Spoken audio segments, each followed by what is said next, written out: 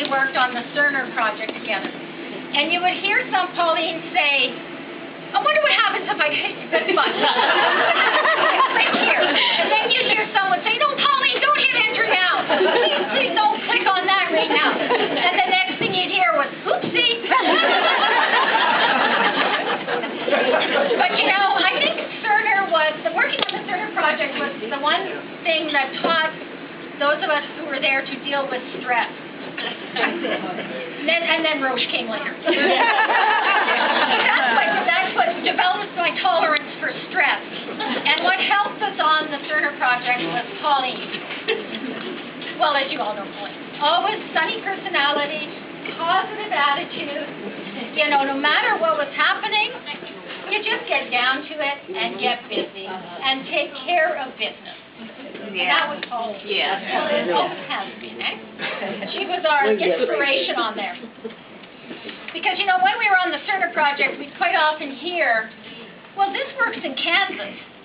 Well, you know what? I didn't know moving the software north of the border made it work differently. But apparently it did, you know. So we just dealt with that, and I always remember the Friday afternoon, remember we said we were going out to train, and remember nothing was working, and we're all hugging each other, but how can we train people on something that doesn't even do what it's supposed to do? And then we got the phone call on Sunday that we didn't have to train. I don't know.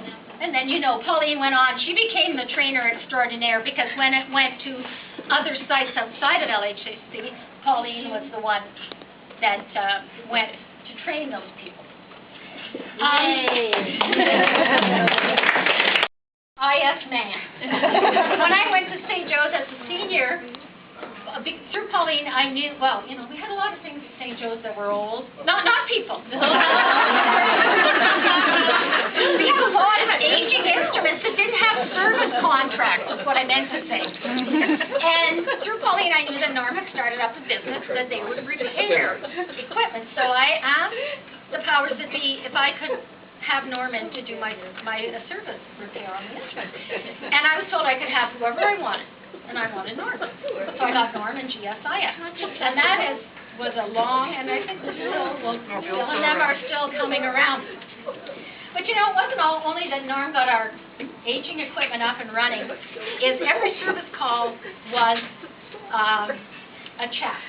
And I can still picture Norm. He'd come to tell me, give me the service report, and perch on the edge of my desk. And then we would have our chat.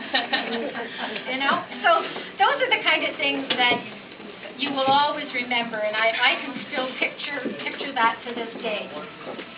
And then the lady in the lovely strawberry coffee cider is my sweaty GC queen. And then, just for your family, that's not offensive. You know, Marty was, I first met Marty through Cancer Clinic when they sort of got absorbed by LLSG, and that's when I met Marty and Linda and Mary. Well, Mary and I went to school together. That's way back. So when she came over to LSG, that was a challenge for us there to deal with the Cancer Clinic patients and the challenges for the hematology of the patient, processing the patient samples and reading the manual smears on the patient. So Marty was a big help in that area. And then Marty went out into other areas of the lab. And my desk keeps coming into it, and all of a sudden I would hear, Debbie, and I would look up, and I don't know how she does it, but she has this, like, sad puppy dog look in her eye. I just go,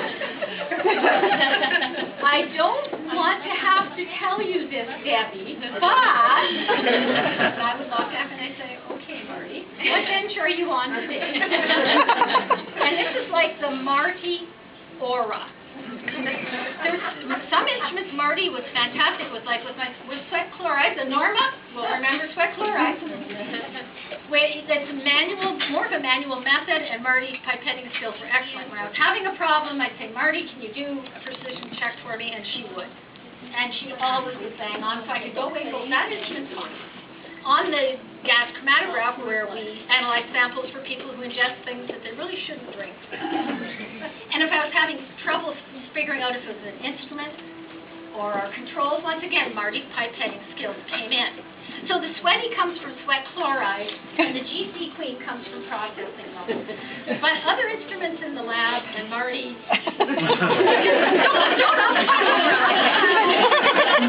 she would walk within 6 feet of them, and something would happen. Or dead. That was the Marty effect. Yeah. But you know, this just points out that we value people for their strong points, and we accept all of our weaknesses and we work with them. And you know what I think when it came with Marty too, though, was her absolute faith that no matter what the problem was, that she came and presented to me, I would fix it. So I mean, how can you let down